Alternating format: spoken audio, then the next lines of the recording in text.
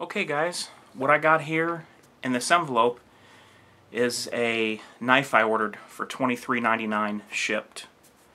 And I figured I would just go ahead and order this and see what I think of it, you know, right here on camera when I unbox it, as far as first impressions and what I think of the quality. I have been looking into some of the more cheaper knives that are kind of popular, and I also got another one that I'll be reviewing soon here, and it is the CRKT, Columbia River Knife and Tool. It's called the Shenanigan, and I've been carrying this and haven't had a lot of use on it yet, but that is a factory edge there. But I will be reviewing this one. That's not what this review's about. I will be reviewing this CRKT Shenanigan not too long from now. I just want to get some more use and stuff with it, and you know, see what I think of it. That knife was about somewhere around between 25 to 33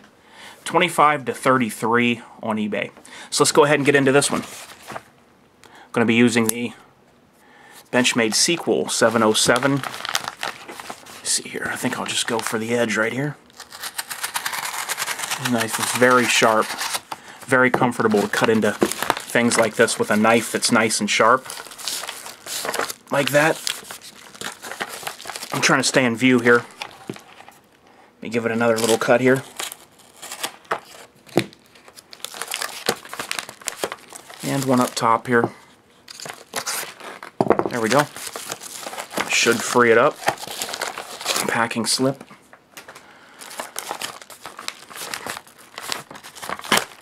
Oh, there we go. The corners were caught. Sorry, guys. So here it is. The Kershaw Tremor is what I ordered to try out. It is an assisted open knife. They call their assisted opening mechanism Speed Safe. So, I kind of like the way they named it Speed Safe, because it kind of takes it away from what some people refer to switchblade-like knives. Because basically once you start the blade, it just flips open. It's assisted with a spring. Okay guys, so I'm going to go ahead and open this one up, and I'm going to give you my initial impressions on what I think the quality is on this knife. I mean, for what it is, for being $23.99 shipped on eBay. I'm going to let you know how fast I think the blade deploys and just overall feel and quality in general. So I'm going to get something here to open it up. And that is going to be the Spyderco PPT Perrin. You always want to be careful when you open these type of packages. I've seen people get some nasty cuts playing around with stuff like this. Don't particularly like this kind of packaging too much either. Turn it over here.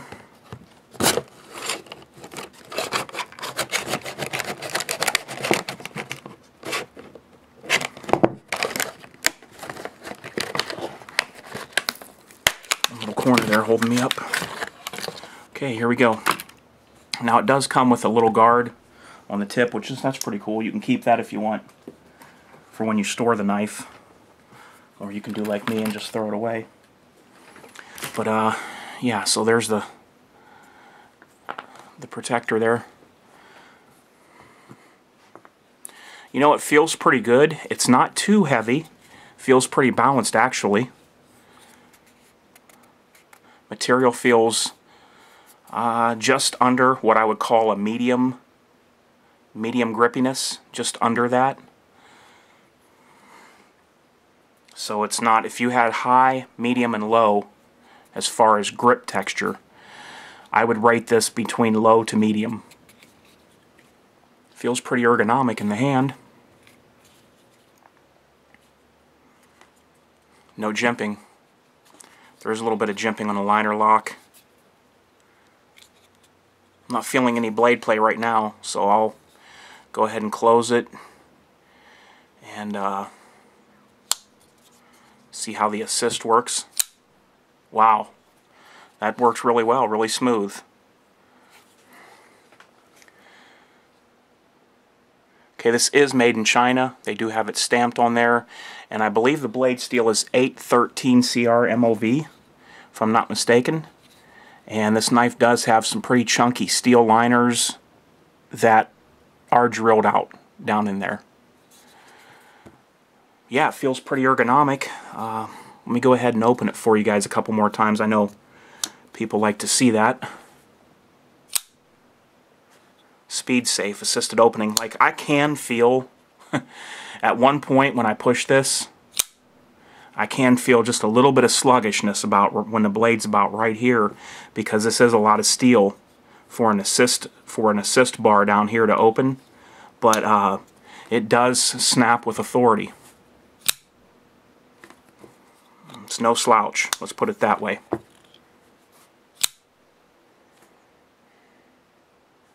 And I'm not pushing hard on the, here I'll push harder on it. There's me pushing harder, and now I'll push light on the flipper. That's me pushing pretty light. I'll do that again, push light. A little bit too light there. Okay, now I'll push fast on the flipper. Once again. Now I'll check blade play. You know, feels definitely, absolutely no up and down. I can, you know what, I'm going to go ahead and call that solid. I really can't feel any play there. I don't feel any play there. Let me go ahead and find a sheet of paper here, and I'll give you a paper cut test. Okay, no knife review would be complete without the paper cut test. So what I'm going to use here, this is something that came in the packaging.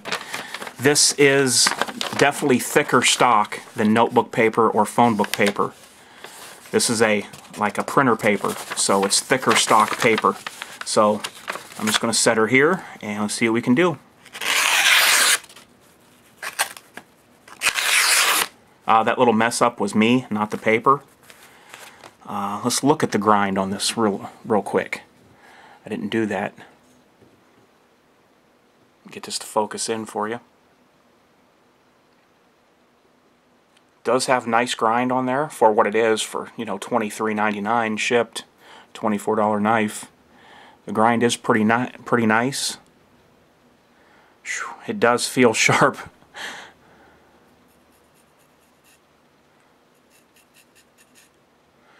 It is shaving hair. You see all the hair there hanging off the blade.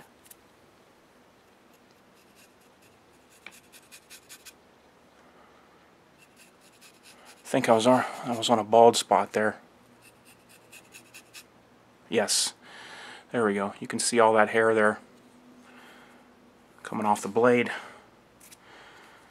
So this is a sharp one. Let me take this printer paper here again, and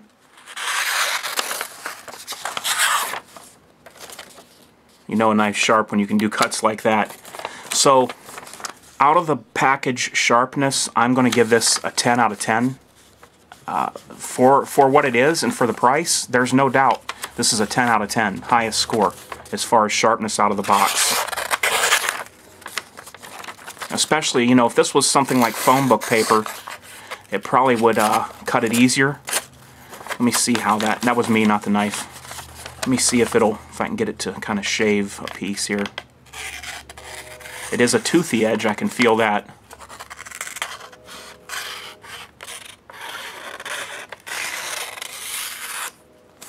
But yeah, so sharpness would be a 10 out of 10, especially for the price point we're at.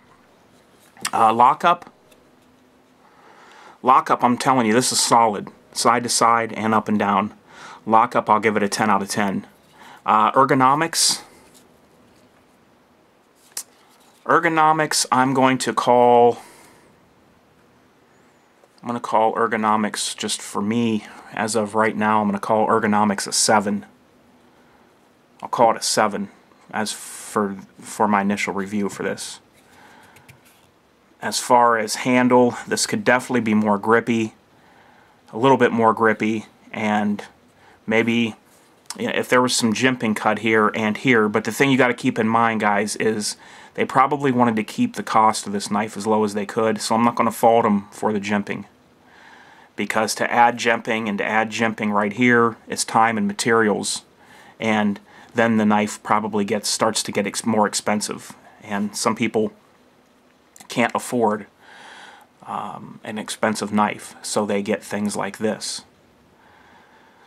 So it is a liner lock, and the liner lock is decent as far as thickness. I've seen a lot thinner. This almost looks to me like it's about on par with an Emerson liner lock, about that size, from the Emersons that I've owned. Pocket clip, I would definitely like to move this to tip up, because right now this pocket clip is tipped down, and I would much rather carry this knife like this in my pants. You know, with the front, the clip would be right here, kind of would probably come over this way because of the curve of this handle, and then when I put the clip straight. But the good thing is that it is switchable, but you can't switch it to the other side if you are left-handed. So that's a no-go on that. Tension feels very adequate. I don't think that this material at all would rough up your pants or tear up your pants at all. It does have probably a Zytel back spacer right there. So there is no flow-through design flipper. There's no thumb studs, so you are stuck with either opening the knife like this. You can feel that assist kick in right there, or just by using the flipper like that. So you can definitely feel when you open this that, you know, when the spring takes over, it takes over. Let me try to get it again right before the spring would take. Okay, so you see how far I've got the blade out. The spring is still not engaged, and I have about that much of the flipper left. But it will catch here. Almost when I feel the flipper go flush with the handles, that's pretty much when that takes over. So there you go. That is the speed of the flipper. And after playing with it here, still tight up and down, side to side, no blade play. So guys, $23.99 shipped on eBay, brand new. I'm going to have to go ahead and say, if you're looking for something cheaper, you might not have the money to buy an expensive knife, but you want something decent quality, I would have to give a thumbs up to you on buying this knife. One of the other things that I looked into before I reviewed this knife is the warranty of Kershaw. I found the warranty to be very good. Now, don't quote me on this because I have to read more into it, but from what it looked like to me is, well, from what I read, they do sharpen knives for you for free. You send in the knife and they sharpen it. But from what I read, it looked like to me, unless I'm mistaken, that you don't even pay return postage.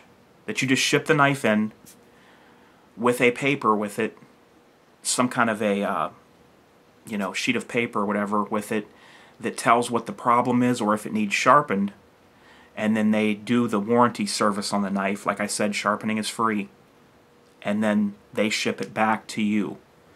Now I'm going to have to find out for sure whether they ship it back for free or not, or you have to pay that as well, because even Benchmade makes you pay return shipping if you get a knife sharpened, one of their knives sharpened by them.